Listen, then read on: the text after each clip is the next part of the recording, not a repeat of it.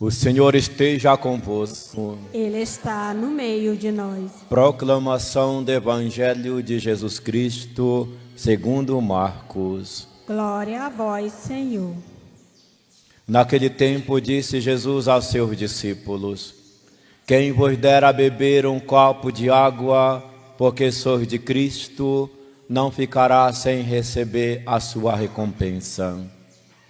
E se alguém escandalizar um destes pequeninos que creem, melhor seria que fosse jogado no mar com uma pedra de moinho amarrada ao pescoço. Se tua mão te leva a pecar, corta. É melhor entrar na vida sem uma das mãos do que tendo as duas ir para o inferno, para o fogo que nunca se apaga. Se teu pé te leva a pecar, corta-o. É melhor entrar na vida sem um dos pés do que tendo os dois ser jogado no inferno. Se teu olho te leva a pecar, arranca-o. É melhor entrar no reino de Deus com um olho só do que tendo os dois ser jogado no inferno, onde os vermes deles não morrem e o fogo não se apaga. Pois todos hão de ser salgados pelo fogo. Coisa boa é o sal, mas se o sal se torna insosso, com que lhe restituireis o tempero? Tende, pois, sal em vós mesmos, e vivereis em paz um com os outros. Palavra da salvação. Glória a vós, Senhor. Irmãos e irmãs,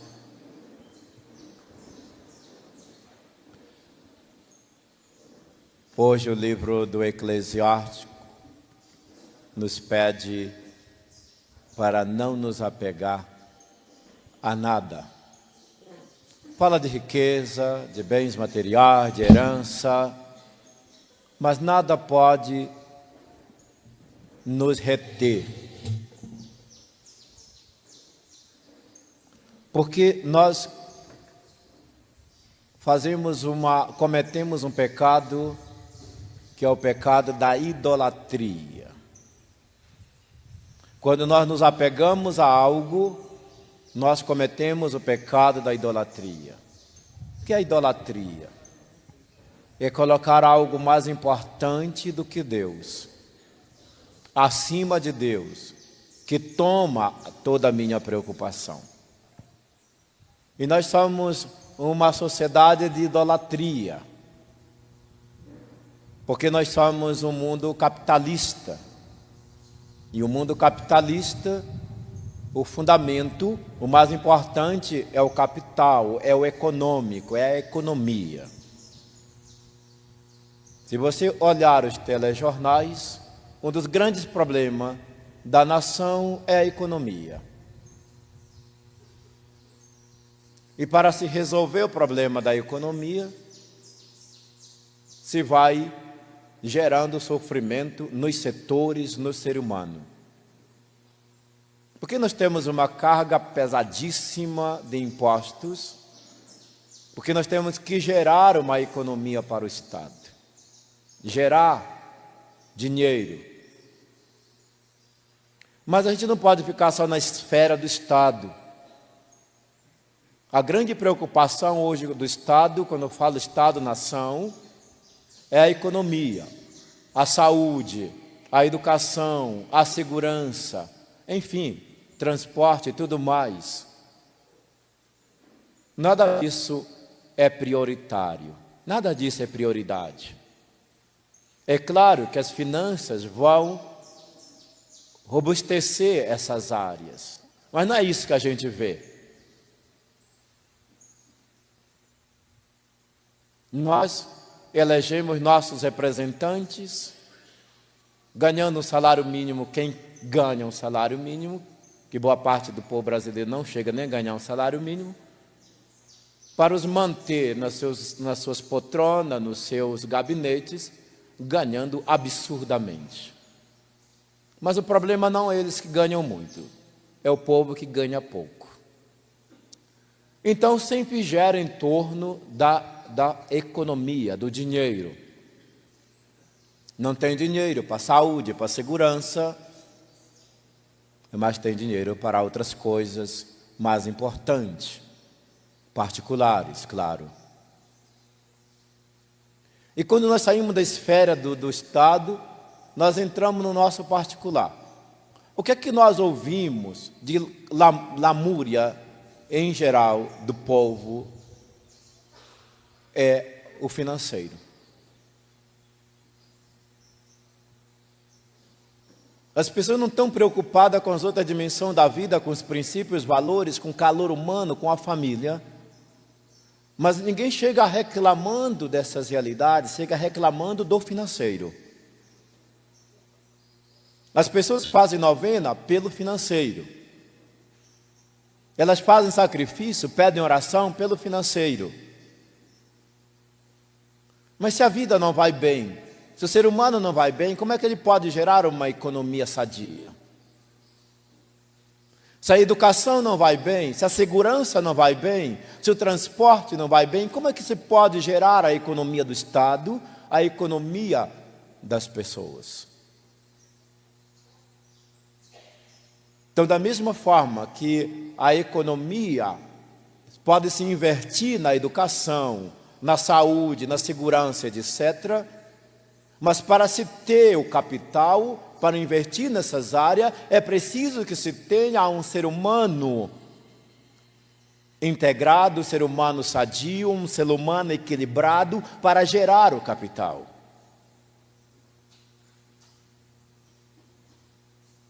Veja como o capital financeiro é mais importante, né? Temos esse problema agora da deportação dos ilegais.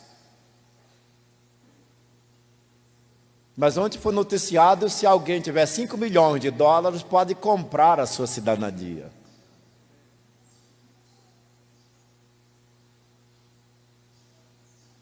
Então, quando nós escutamos os ai das pessoas, é problema financeiro na grande maioria.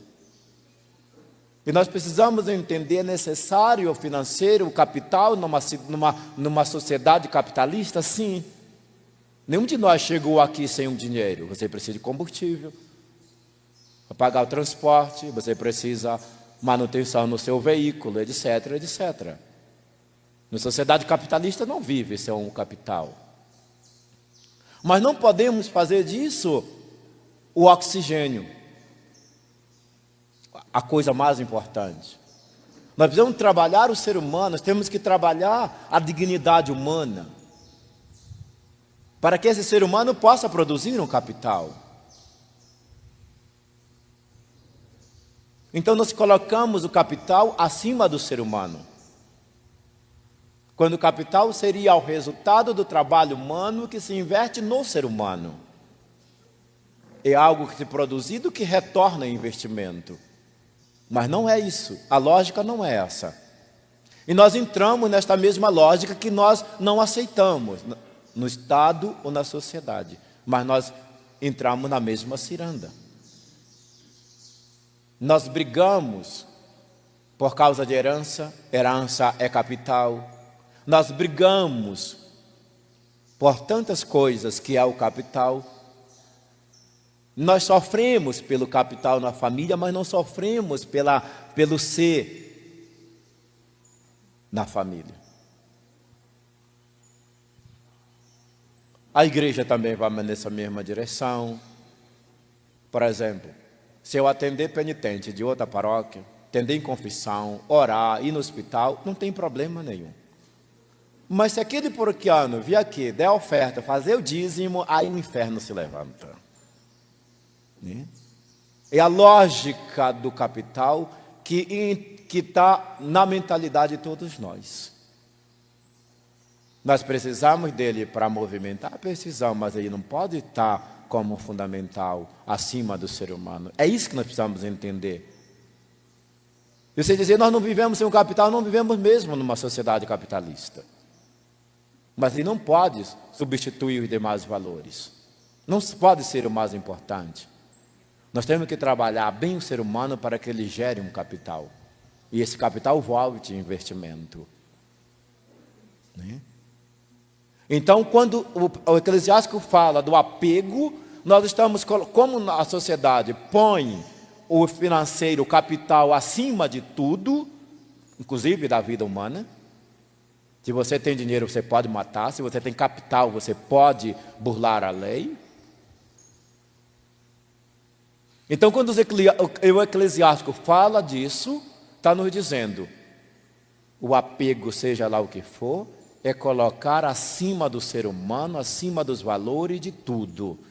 E nós invertemos e criamos uma idolatria, a inversão dos valores, a inversão da crença. Eu creio mais no capital do que em Deus.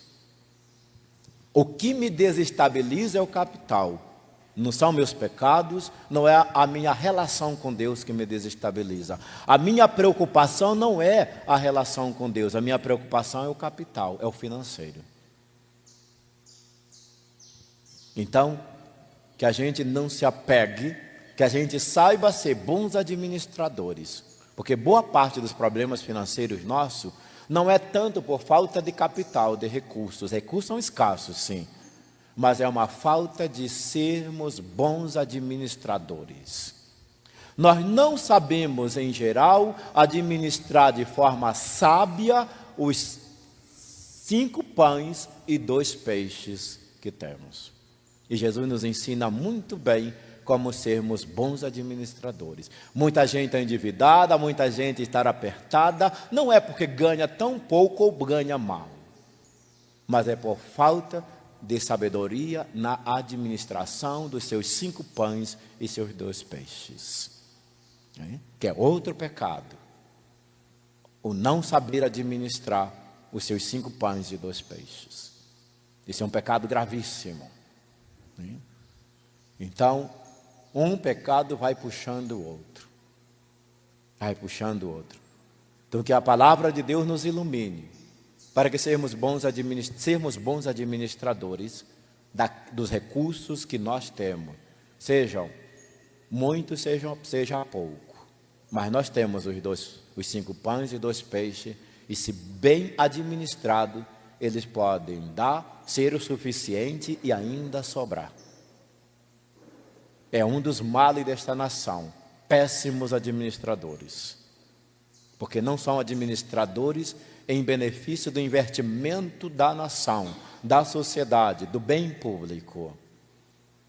E nós criticamos, mas quando chega a nossa vez de administrar as nossas casas, nossas famílias, nossas finanças, como é que nós estamos sendo bons administradores? Então, que tenhamos essa sabedoria, o Espírito nos ilumine, nos dê essa graça, bons administradores, administrar bem para prosperar sem colocar nada no lugar de Deus, sem idolatria. Louvado seja nosso Senhor Jesus Cristo.